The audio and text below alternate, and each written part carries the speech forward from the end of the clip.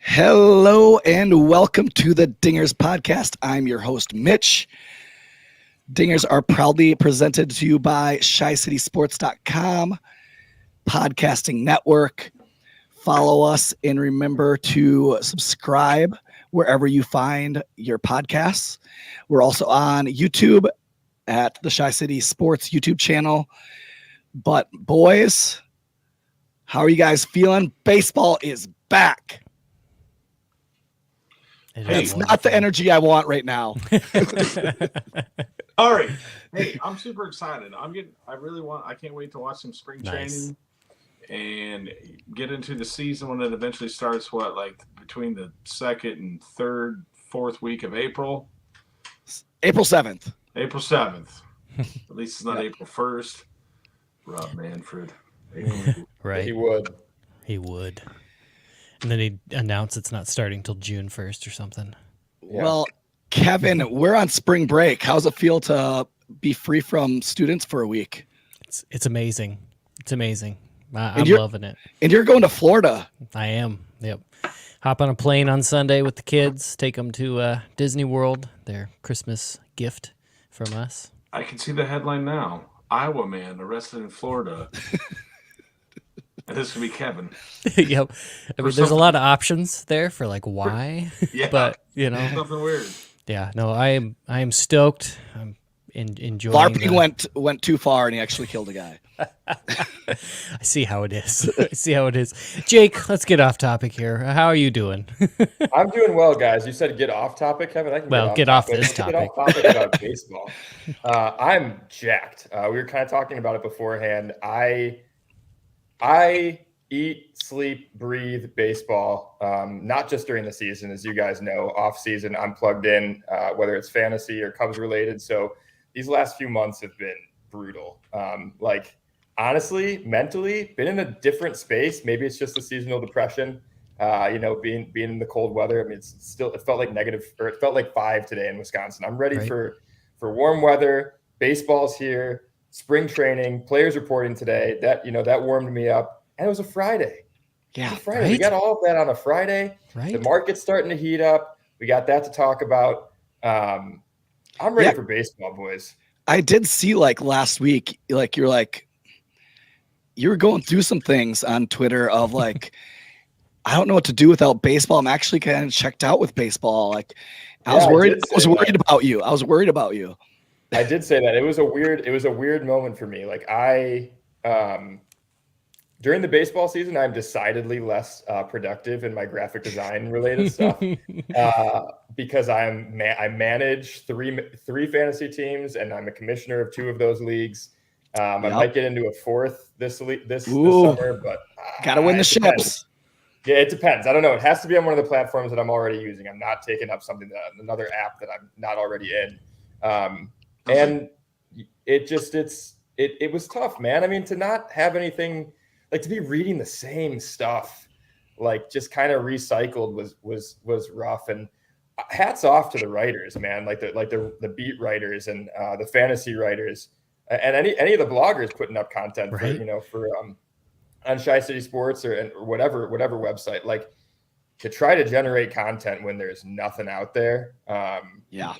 I feel as a former writer, I feel for you guys and girls that have to do it, and they did a good job. I mean, everything that I did dip back into, was still as fresh as it could be given the circumstances, right? So it just feels refreshing to be back into a world where baseball exists again, or at least professional baseball exists again.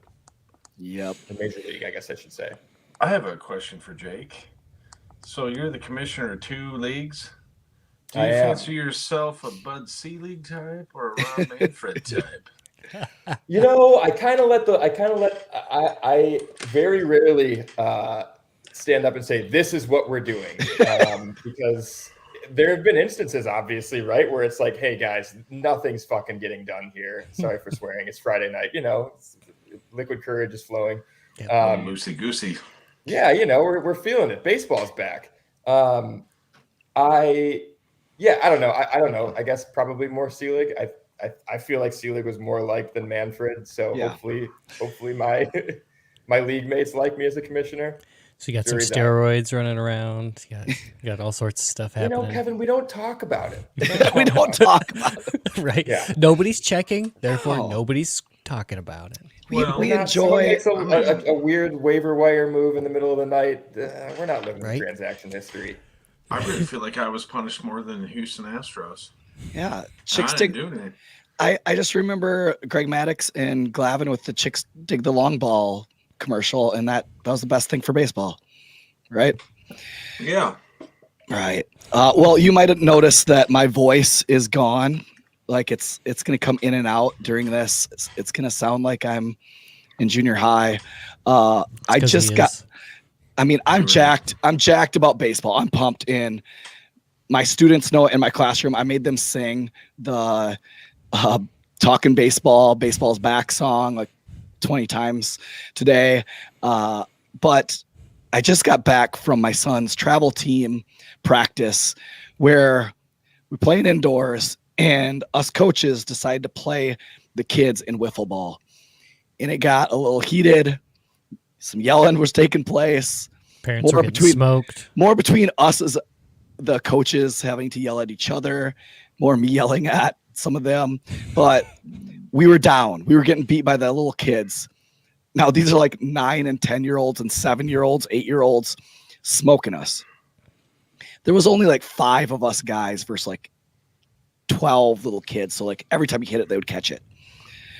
But we came back. We were down 4 runs in the last inning, put up a 5 spot, walked it off for the dub. Nice. Did you have like a dad catcher just like smack talking every kid as they walked in, like from Sandlot? Like, yeah. You ain't hitting this. Here comes the high heat. Nope.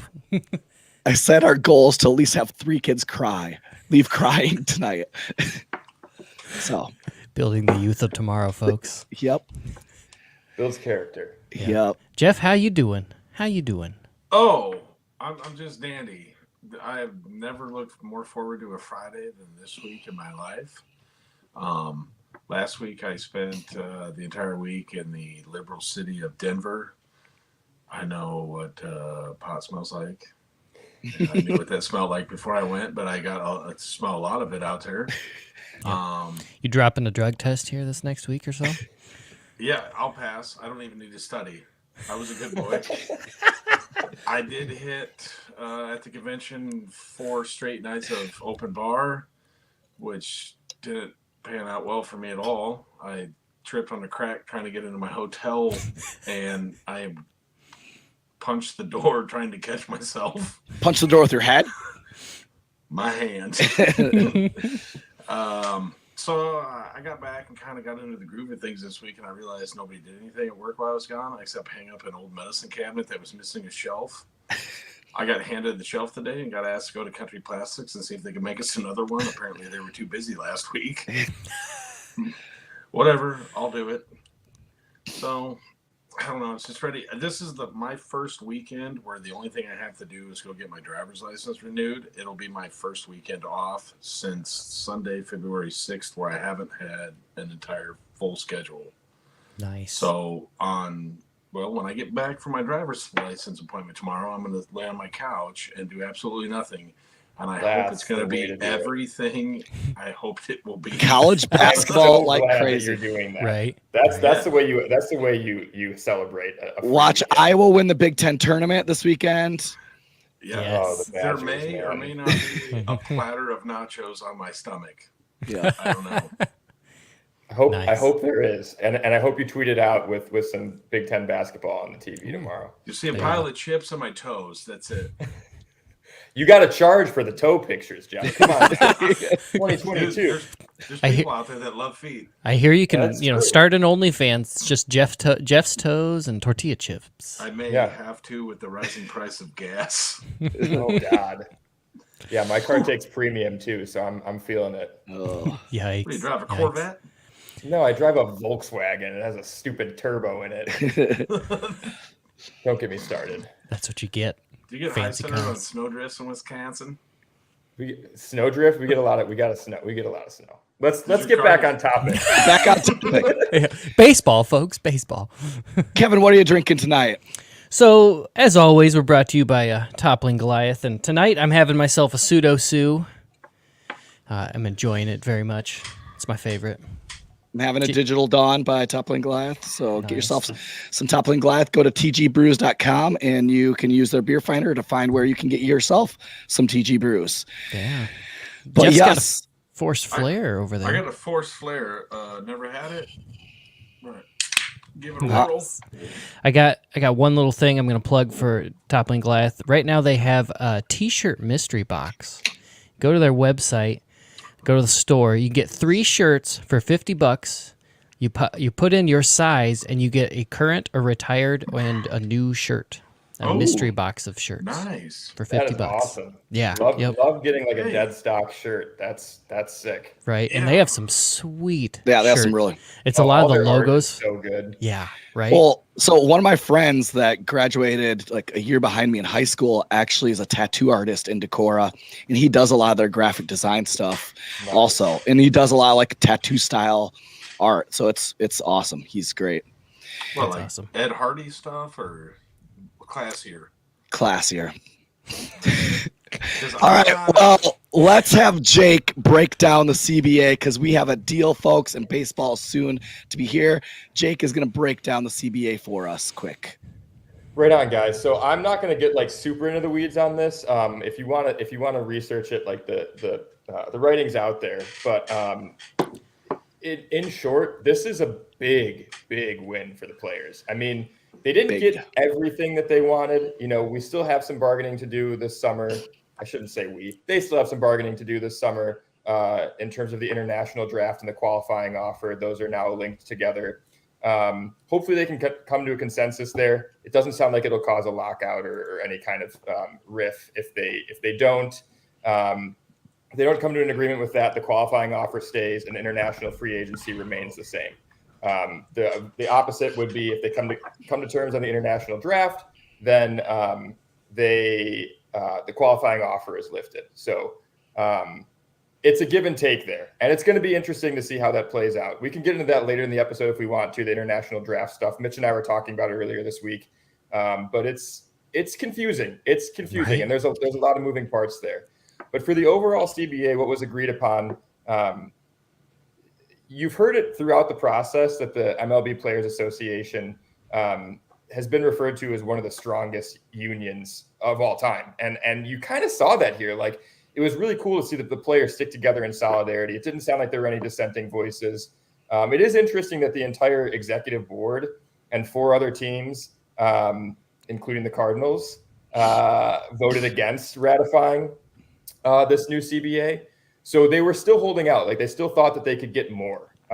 And in some way, like, I respect that. That means that they, like, yes, if you look at every proposal that MLB was coming back with in the last week and a half or so, they were chipping away and getting closer to the players' proposed numbers. So let's get into it a little bit. The biggest thing that was being talked about was the competitive balance tax. So it ends up at this year, the first year, the competitive balance tax, the first tier will be $230 million, which is $20 million more than it was in the previous CBA. Obviously, for us, that's great. Like, the Cubs are a big market team. That means that they can spend more money. They've got the money to spend, and now they can do it without risking penalties. I mean, $20 million. That's another big player. Like that could be like a Nick Castellanos, Kyle Schwarber for sure. A couple relief pitchers, like a flyer on some stars, whatever. That's a big chunk of money. You see a little pushback there from smaller market teams like the Rays and saying, like, well, it's called the competitive balance tax, but is it really keeping things competitive? And it's like, I don't know. It's difficult, right? We're biased being fans of a big market team, but it'll be interesting to see how it plays out. I think in the long run, I'm happy that there's more money out there for the players to be making. Tied in with that, it kind of goes hand in hand with the institution of a draft lottery. So, of course, we're familiar with the draft lottery in the NBA. I'm not familiar with hockey. I'm sure hockey probably does something similar. I know that they have a Donnybrook, and they fight for players. Oh yeah, yeah. Nice. That makes sense. On the ice, of course. Yes. Totally. That sounds like the NHL to me. Yes. Yep. So we haven't reached that point in baseball yet because we are trending toward being a contactless sport, which I have thoughts on. I miss collisions at second and home plate, but that's another point. So the top 6 picks are lottery picks, and that doesn't sound like a lot, but the stipulations that go further than that are kind of a big deal. So big market teams, which are teams that pay into revenue sharing, cannot be the Dodgers, the Cubs, probably the Cubs. I mean, all the I guess marquee teams probably that you would think of when you're thinking about the MLB. Yeah, big market teams. Yes, they cannot be in the lottery 2 years in a row. So in the article that I was reading on The Athletic, that was an example. Like the Astros from, I think it was like 2011 to 15 or something like that. 4 years in a row, they were in like the top 5 picks, while they were going through their tanking process. That cannot happen anymore. And not only for the big market teams, but it doesn't happen for the small market teams anymore either. Small market teams who do not pay into revenue sharing have a maximum of 2 years in a row in the lottery. So what happens after they hit that 1 year for the big market, 2 years for the small market? They get pushed out of the top 10. And then it would reset the following year.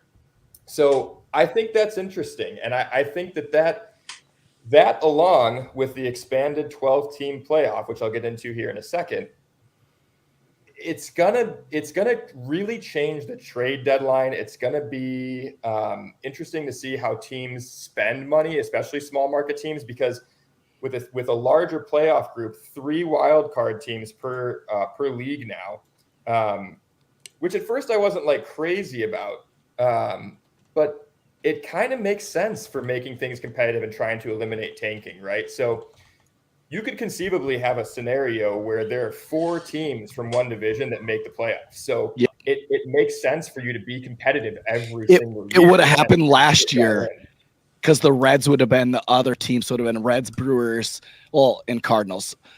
But you could possibly have 4 teams. Yeah. And I think that's great. I think that's great for baseball. I mean, I really think it is. And the wild card series will be 3 games, hosted by the team with the best record. So the way that it breaks down is the top 2 winning teams that won their divisions, they get first round byes. And then the third division winner that has a lower record, the lowest of the 3 division winners, they host one of the wild card series, which makes sense because think about it. Like there have been years, I'm sure this past year maybe even, where a division winner had a lower record than somebody in another division that maybe didn't make the playoffs. So I think that's really good for the sport. I'm excited to see how it changes the deadline. I think trades are going to be a lot more competitive. That with the CBT being bumped up, I think we're going to see players getting paid more as teams really try to push all in. And then finally, again, another big win for the players, a $50 million pre-arb pool. So the way that this breaks down, I won't get like super in detail with this, but the top 100 pre-arbitration, salary arbitration players get a shot at money in this pool. So like Vladimir Guerrero Jr., he's pre-arbitration. He made like $600,000 last year, and he was one of the best players in the game. He has a chance to make something like, I think it was something like $1.25 million on top of his base salary, which is still not enough, but it's a good start. The players originally wanted $100 million. It ended up at $50 million after the league initial offer, I think, was $15 million. Right. So, which was a joke. I mean, it was like, okay, what's that? That's pennies. So I really like that for the players. I like that for the league. And then finally, like the last cool thing that I like, and maybe we can talk about this or to lead into the CBT conversation is with the 4 of us. Every year, I don't think it obviously doesn't start this year, so 2023, every year, the Cubs will play every team in the major leagues. Right. Yep. I like that. I love that. Right. Yeah. That's going to be cool. We are guaranteed at it's probably going to be every other year, right? We're guaranteed to see Mike Trout, Shohei Ohtani, Aaron Judge, Eric. I mean, the big names are coming through, and the DH implementation of the universal DH is probably what makes that possible. So, and it makes it a little bit more even where, like, currently in the last 4 years, it all depended, your schedule and strength of schedule almost depended on who you played from the AL, who you played in the AL Central. If you played the White Sox and caught the White Sox, I mean, that's a tough one that you had to play every single time. So now if you were playing the Guardians, I mean, that's a big difference. Now it kind of evens out where you would play at least every team. I love it. Yeah, I'm with you, Jake. I love the idea that we're going to see some of those kind of those non-market players that we never see. Didn't like the interleague play? Wasn't it like we'd match up like with the AL West one year? Yep. Yeah. And then like the AL East, and then the Central. Yeah, one division at a time per year. Yeah. Yeah. So now it's great. Like I've got buddies up in Minneapolis. I'll be able to go up to see the Twins. They're not friends every other year. Cubs Twins every other year. Hey, Target Field. I at least want to. Target Field is beautiful. Yeah, I want to check that place out. Yeah, there was one time I was up in Minnesota at an Iowa football game, and I stayed 1 block away from Target Field. Oh, nice. I looked down the street. I'm like, oh, they play baseball over there. Did you break in and drive a go-kart around? Well, I kind of wanted to get like a plow and a tractor and just tear it up, but I didn't. That would be pretty satisfying. I got this thing about not being arrested after the age of 40. That's probably a good way to live life. You make it this long, you might as well see if you can go to 80. Did you see the video of this winter? Somebody driving, it's like their Suburban into Petco Park and tearing around because it was like they had tore up all the grass, and so it was all just dirt. And he was like just doing wheelies. Yeah, in San Diego, wheelies, and then he tried to drive out, and then they like got in on him. Yeah. Wales, San Diego, Wales, Virginia. That's funny. Well, yeah, the CBA. I mean, I'm glad they got signed. I'm glad it came to kind of they each gave a little bit, and the players got some things that they want. The owners, I mean, had to give up some things, but I feel like they got what they wanted, which was expanded playoffs. They can make more money off that, but they got a deal done so that we didn't lose out on 162 this year. And that's huge. That's huge for fans. That's huge for workers that are looking for jobs, that need those jobs in the stadiums. It's huge. So I'm glad that all got happened. So I think what a lot of people don't understand about this lockout is there's people that make money at the spring training games. That's like their livelihood. Yeah, well, even like the people around, like the whole town of Mesa makes a ton of money. They actually hotels, it's restaurants. It's not just baseball that's making money. It's people that support the fans, that the people that want to come down and stay in Mesa and see the Cubs play, or what other ramshackle franchises play down there. I'm not sure. But also, did they get anything for the minor league players, the people that are trying to make it to the league? Nope. This was that's going to be a totally different deal. All right. So the one thing I got to say is at least the Cubs organization did what they did this offseason for their players and try to develop. And for those of you at home that don't understand what I'm talking about, it's like, think about what you do every day to bring home a paycheck. If you just go there every day and you hammer a square peg through a round hole and nobody tries to teach you anything new or develop your skills, you're not going to get any better. You're just going to be that guy that's hammering a square peg through a round hole. But the Cubs went above and beyond any other franchise, and they provided housing, meals, transportation, and a workout program for all of their minor league players that aren't on the 40-man roster. And that is like, as much as I like some of the things that the Ricketts have done that really grinds my gears, that is one thing that I am happy that they did for their young players that are trying to make it in this league. It's interesting because they didn't make it they didn't make it a PR thing. Like they didn't talk about it. They didn't put it all around. There are from talking to Alex Cohen and Max Toma, there are other teams that, by the way, Mitch, I want to go on the record. That was a great episode. If you guys haven't listened yet, definitely worth listening. Oh, definitely. But they shared in that other teams do this, maybe not to the scale that the Cubs did this offseason, but there are other teams that have tried this in the past and maybe not have paid for everything like the Cubs did, but there are teams that do this. And I mean, it's great that the Cubs did. I think you're going to see it pay huge dividends 3-4 years from now, that you'll see these players making huge jumps this offseason. But since we're talking about the Cubs, let's dig in. Let's have a little bit of a reminder. Well, first, Jake, did you want to give Jeff a test on? Me too.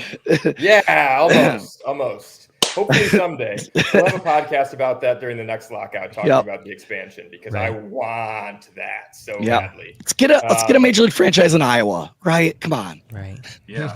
The Iowa Barnstormers. Oh, wait, that's been taken. But let's remember what happened before lockout. The Cubs did make some moves. They signed Wade Miley, Jan Gomes, Clint Frazier, Marcus Stroman. They brought in some pretty big key pieces that I think will get a lot of playing time this year and make some big contributions to this team making the playoffs, as well as we will this year see the debut of Nick Madrigal, which I am pumped about. I am a huge Nick Madrigal fan. Other news on the Cubs front, Cody Hoyer, which is super sad. I made a really good video about, I thought that Cody Hoyer was going to be the key to the success of the bullpen, and then he goes and has Tommy John surgery. So got the TJ. But I think that's going to open the door for somebody that we've looked to for a long time to make a big impact with the Cubs, and that's Braylon Marquez. Jake, what do you think? Do you think that's a possibility of him starting the season with the Cubs, or coming within the first couple months? I don't think Marquez is going to start with the major league team. I just think with his injury history, in 2020, he jumped from the alternate site to the show. We saw how that went. I mean, it was just one outing, and I think the fans kind of maybe had a little bit of pressure on that, made it happen. But I don't know. I think it's very, very possible. Actually, I'd say it's probable we see him this year. Mm-hmm. It depends on what he does. I think they'll start him at AAA. I think it makes sense for them to start him at AAA. I still want to see him stretched out as a starter. I want to see what he can do as a starting pitcher. I don't think you give up on that yet.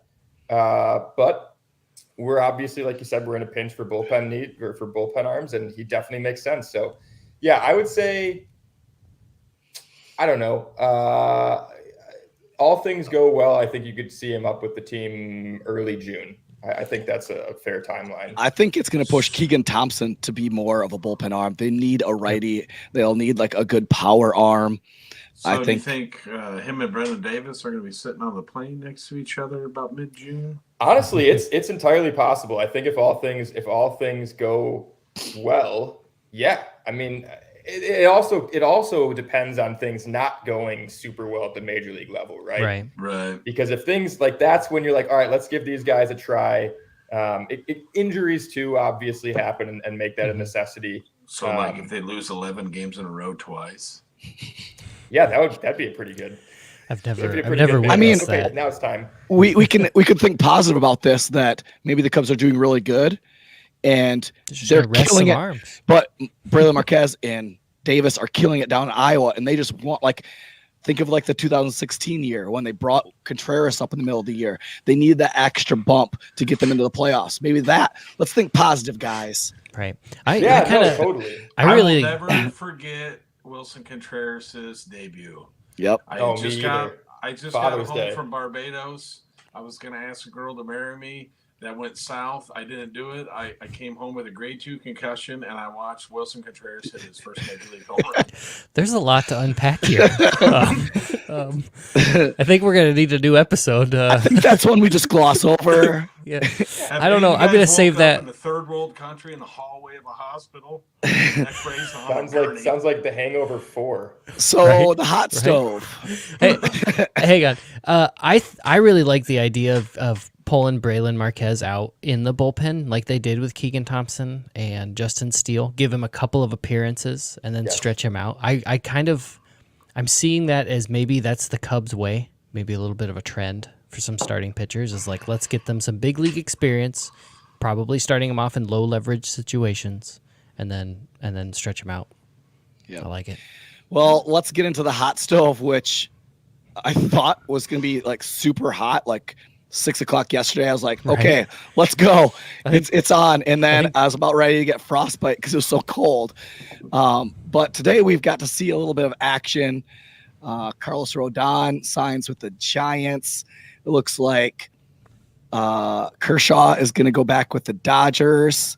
It looks like the Dodgers are going to get even better and sign Freddie Freeman, which just makes me sick. Boo. He needs to be back in Atlanta. And then the Cubs made a little move. Look at them. They got themselves the shortstop of the offseason. I like it. Down jewel. I do.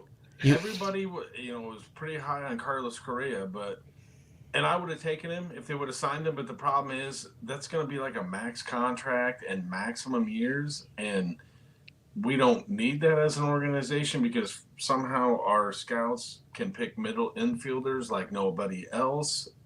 Not starting pitching, but we have shortstops, third basemen, seconds coming out of Barbados.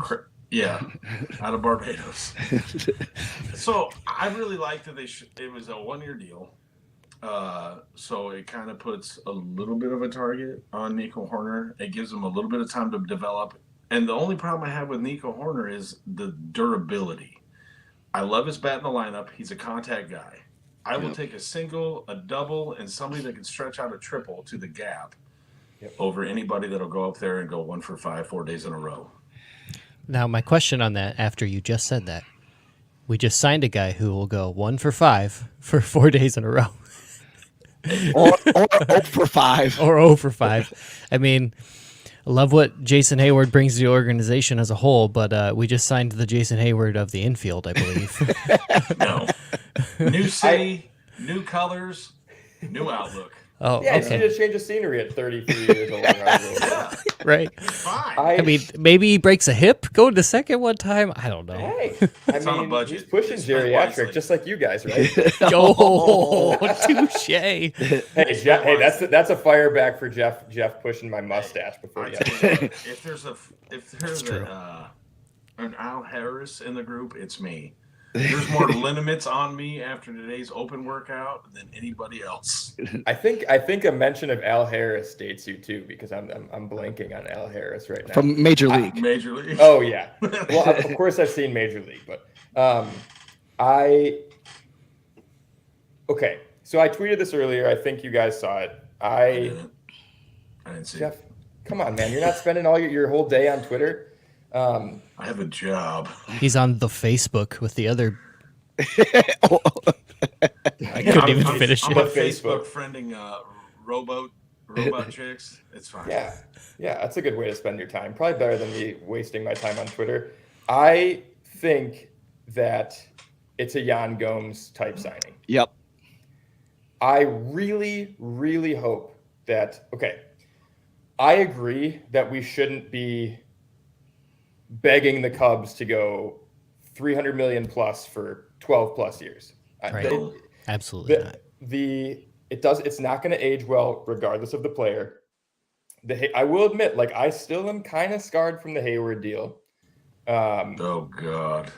If we had skipped on Hayward and what was it, 2-3 years later signed Harper instead, then I'd be all for going in on a guy like Correa. Right. Because the Harper deal looks great right now. But I have, somebody tweeted this earlier. I can't remember who it was, but I agree. I just haven't been able to put into words. Something about Correa, I just have a feeling that he's just not going to age well. And I don't know what it is. I just there's a gut feeling where it's he's not. And I will say this though. This morning I really got my hopes up with that Ken Rosenthal tweet. Yep. I was like all off season after the final right before the lockout, they're oh well, the Cubs were talking to a few days into the lockout. The Cubs were actually talking to Carlos Correa.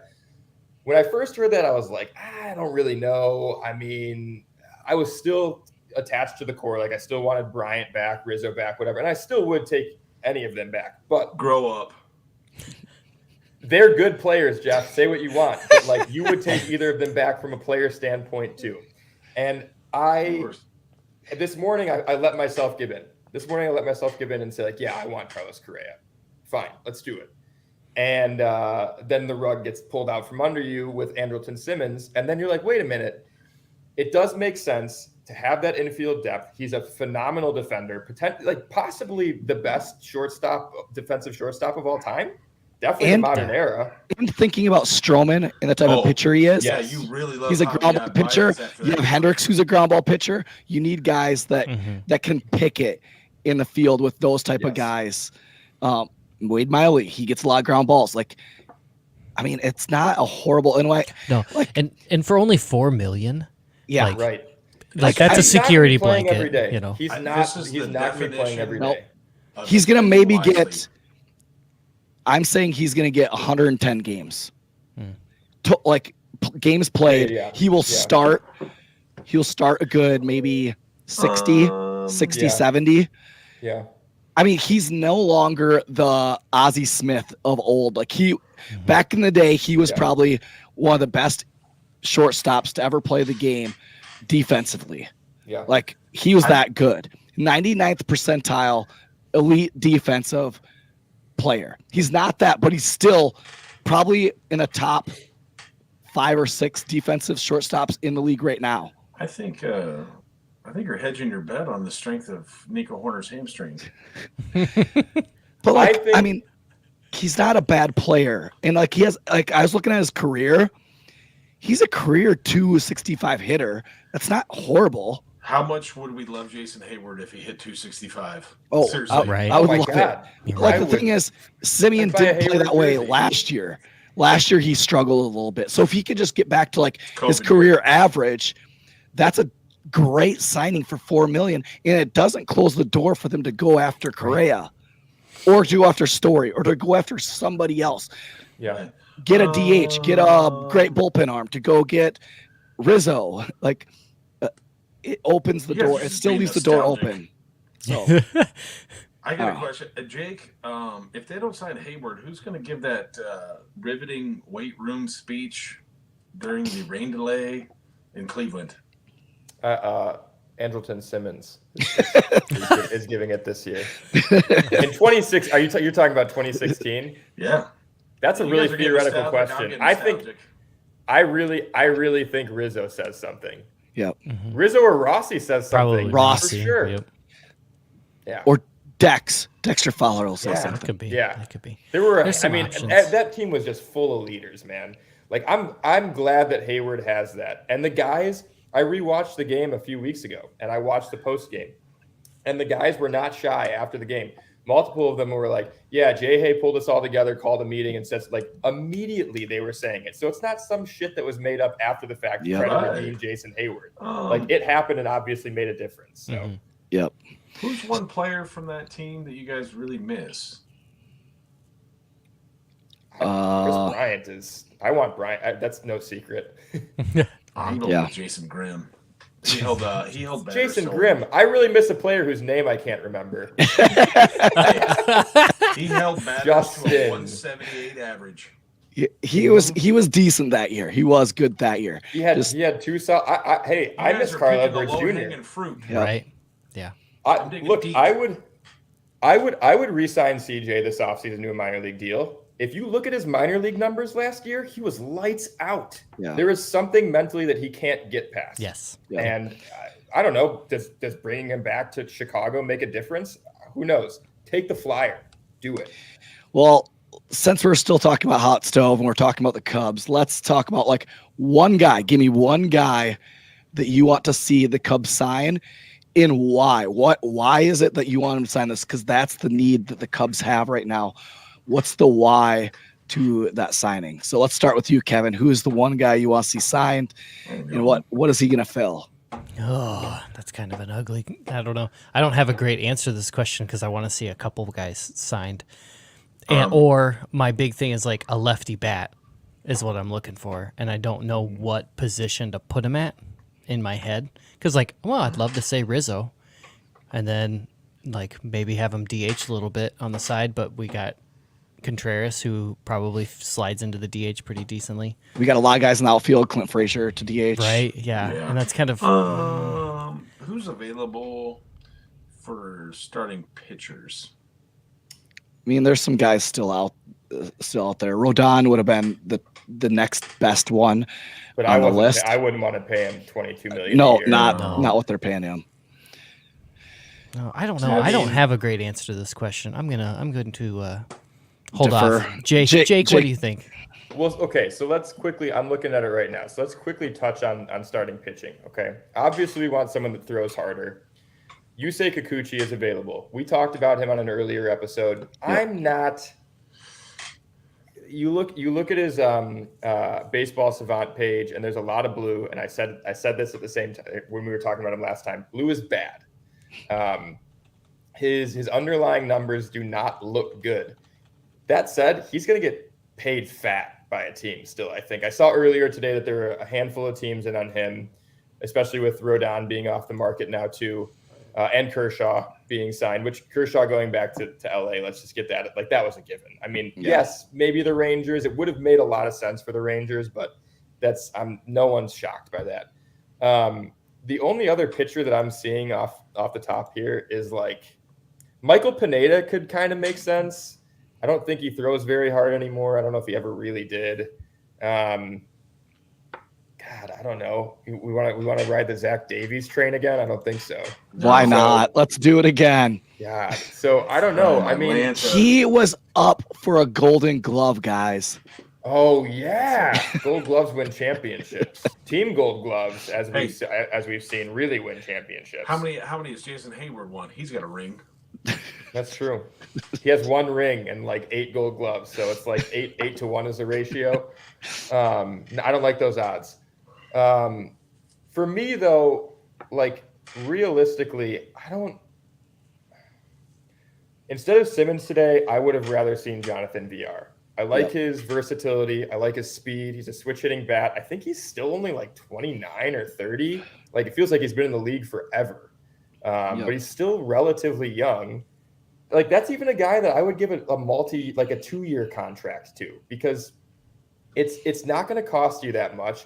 His defense obviously is not as good as Simmons, but again, you can slot him anywhere. Outside of that, I mean, like, realistically, Conforto, like I said, we don't need outfield help. We need a DH left-handed bat. So if you play him at DH, like, that makes sense. Sure. Like, I really do think as things are getting fleshed out more and more, like, put nostalgia aside, like, Kyle Schwarber makes sense for the Cubs in a vacuum. Like, he really, truly does. I'm Jeff now. If you're watching video, it's getting swapped around. We're playing shuffle.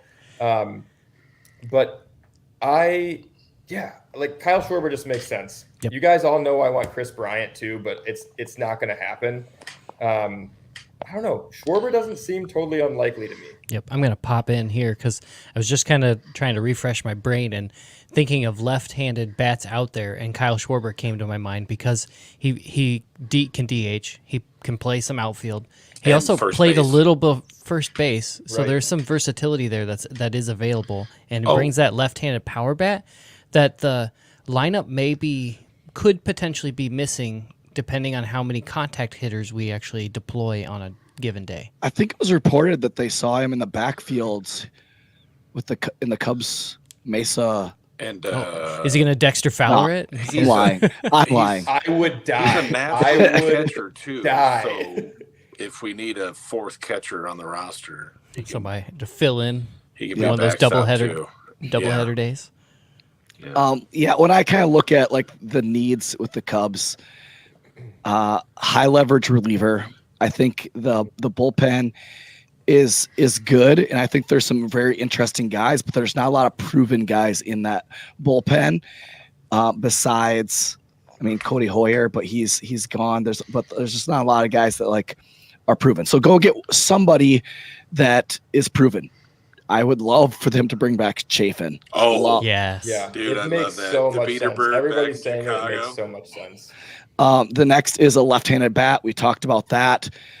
Starting pitching. I don't want them to go get some top free agent pitching because I just don't think that there's any top guys left that are worth anything.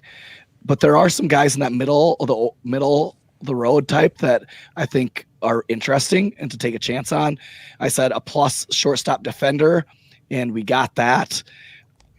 I think there's still a room open or a door open for them to go out and maybe go get Correa.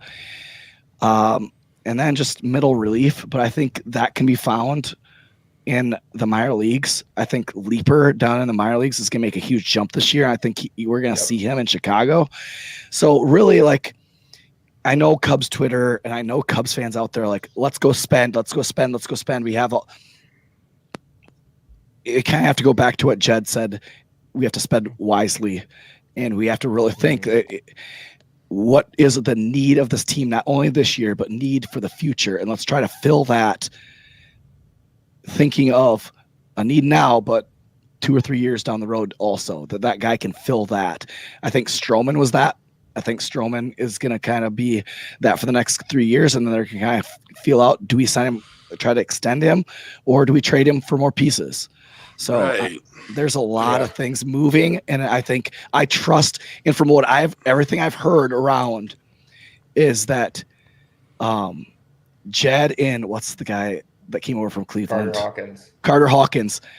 There are teams that fear them in what they're going to do and what they have in the minor leagues and what's coming.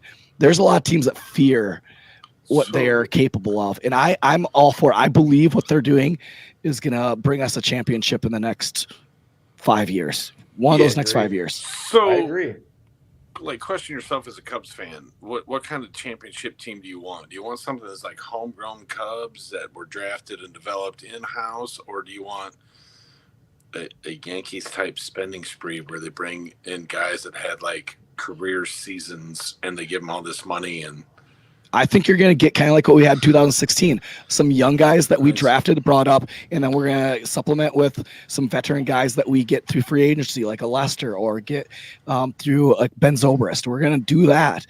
So in the next, maybe not this year, but maybe next year, the following year, we're going to go get another horse starting pitcher. We're going to go get an elite player that's going to have a stick to put right alongside Davis. Like, it's going to happen, and I believe it.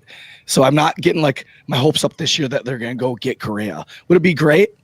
Yeah, but it's not a deal breaker for me, and I still think this team could be a playoff team. Yep. Yeah, I think they kind of have an outside chance. That's kind of my viewpoint right now, is they kind of have an outside chance to, if they put it together long term over a long stretch and keep it going and not have that breakdown that we saw last season. Well, I think even the players that they added, I think people are underestimating those players and what flexibility it adds to this team. Yan Gomes is a huge signing that frees up Wilson Contreras to not play every day behind the plate. It puts him into a DH role where he can DH if they need to. Like, he could DH a good half the games and let Yan Gomes play behind the plate, and you get two really decent bats, a guy who can call a game really, really well. Clint Frazier, I think he's going to have a huge bounce back year. I think getting out of Yankeeism, getting out of that, like, not being able to like grow a beard, it just like diminished who he was. I think getting him out of that, you're going to see him flourish with the Cubs. I think the fans are going to love him if they start seeing his personality. He's going to do amazing. I think Wade Miley is a huge signing to have that number 3-4 type guy in this rotation. Like, I think those are huge signings. Do you wonder if we're blowing the whole left-handed power bat thing a little bit out of the water? Like, is that a really big deal if we don't have a left-handed guy? I'm just looking through the 40-man and kind of wondering. No, I think it's kind of a big deal. I think back to years prior, like when they were winning like NL Central titles under Piniella. I think we had like one, maybe two left-handed bats in that lineup. Right. And it's about diversifying the lineup. So we can't just have a left-handed bat, just have a left-handed bat. We have to have a left-handed bat that does something different than the rest of the guys that you have in that lineup. Yeah. I mean, because you don't want the opposing pitcher to stand up, all right, I'm a right-hander. I'm going to face 7 righties and 2 guys that bat on the left that aren't very good. You want a guy that actually has to think out there. Plus, the guy behind the plate, you want him to have to work to get you out. Of course. I mean, that's why I was so adamant that we should sign Corey Seager, because he was a left-handed bat, is a left-handed bat that made sense in the context of the Cubs lineup. And you're absolutely right, Jeff. Like, that's why I don't want, as much as I love Jock Peterson and his personality, it didn't work out last year. And, you know, he had a great spring. He had a phenomenal spring. I mean, hell yeah, that was fun as hell to watch. But he was an important piece of the Braves World Series run. I'll say that. He didn't contribute, a bunch at the plate. Hey, he didn't really hit that well in the playoffs, if I remember correctly. But he was kind of a Jason Hayward figure, in the sense of he was rallying the clubhouse, and that was you heard guys talk about Jock's presence in that sense. Yeah, but no, I don't think they should just sign a left-handed bat to sign a left-handed bat. But that's exactly why I think Seager would have been the perfect fit. I just have to pause because, isn't it really nice that we get to actually talk about these things? We get to actually talk about actual baseball. I've enjoyed interviewing different people, and I've enjoyed that, but it's this is just nice to actually talk about baseball that is going to be played in 10 days from now and in a month from now. That feels so good. Right. Yeah. So if it comes down to it, and the only left-handed bat that's out there and available is a Daniel Descalso type player, I vote we don't sign the left-handed bat. Pass. Right. Yep. And maybe if we're on fire, we go and get somebody at the trade deadline. Yeah, maybe, sure. Yep. Do you guys? I'll go. Do you guys? This is two parts of this question. Do you guys think they're going to trade Wilson? Do you want them to trade Wilson? So do you think they will? Do you want them to? I don't want them to, based on that most of Miguel Amaya's tenure with the Cubs has been on the injured list. And has Tommy John surgery. Yeah. I love Wilson Contreras. The guy can fire the ball down to second base, or that snap throw to first, down the third, whatever. He can do it all. I just think his workload needs to be, lessened a little bit. The days of a catcher playing every game, every season, those are gone. Yep.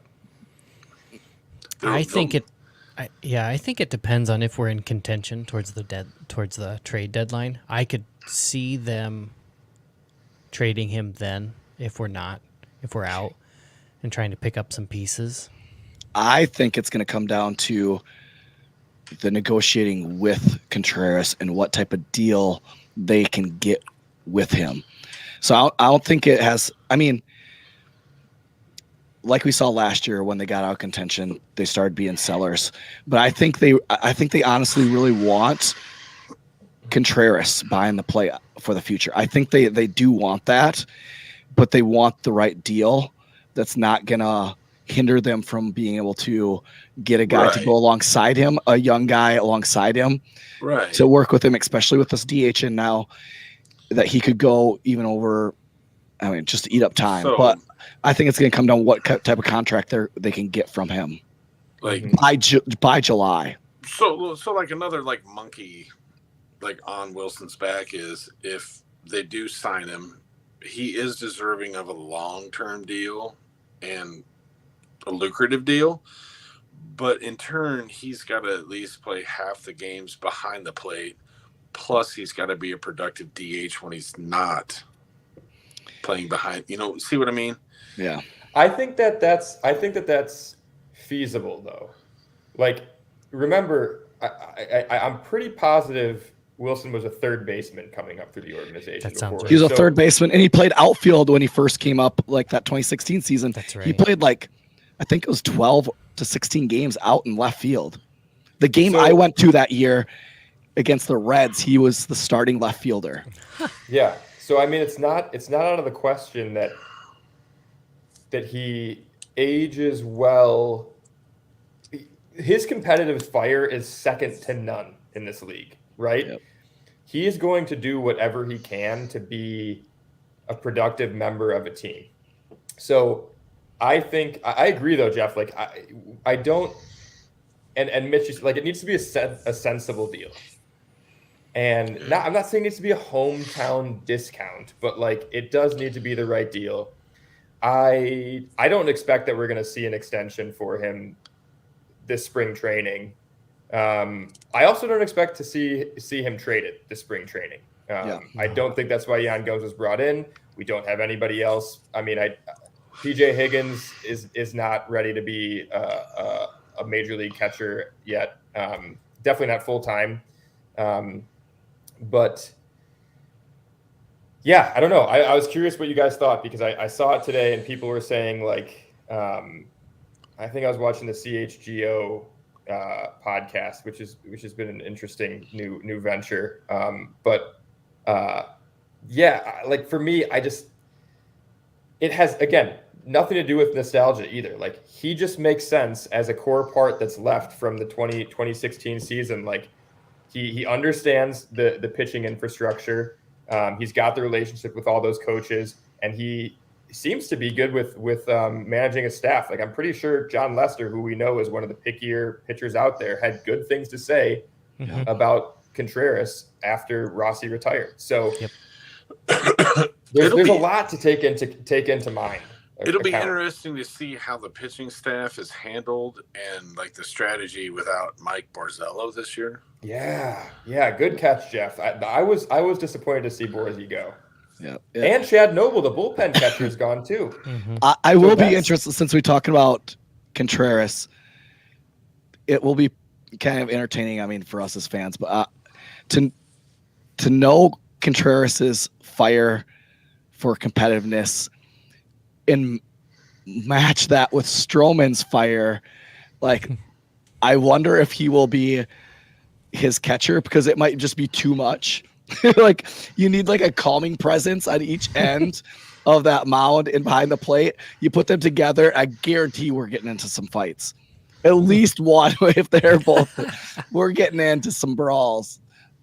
I'm picturing Carlos Zambrano beating up a Gatorade cooler right now. Oh my God! So the bullpen phone. Michael Barrett punching AJ Przinsky. But the last thing we can kind of talk about tonight is Cubs extending a contract extension to David Ross.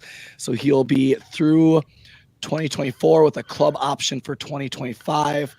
I love this. I think that David Ross is going to be the coach that brings us another World Series championship. So like I'm excited. I love Ross. I love what he brings to the team. I think he's the perfect presence in that dugout. What are your guys' thoughts? I like it. A lot of like some Cubs fans out there are probably like, well, he hasn't done anything yet. Well, look at the first two seasons that he's been the manager. He had a COVID year where they started spring training and then they quit baseball operations until July. I think they win the division that year in that shortened year. They did. And then if you look at the way the season went last year, it was pretty rough, but I'll tell you what, after we sold at the deadline and brought in a bunch of new faces and the team kind of figured each other out, I mean, they were still fun to watch. Yep. So I think he was deserving of an extension. And in this day and age with any sport, people are quick to fire people. And like if you don't give them an extension, who are you going to hire next? Right. Mm-hmm. So at least, give them a chance and see what you got. Yeah. Jake, what do you think? Yeah, the last 2 years are a wash, like you said, Jeff. It's not fair to judge him based off of the last two seasons. And that said, I mean, he still got the team to the playoffs in 2020. He took it all in stride. And it's worth noting, too, like it really feels like he was being groomed for this position. Yep. After his retirement. So it basically gives you, like, it gives Rossi the sense to be okay.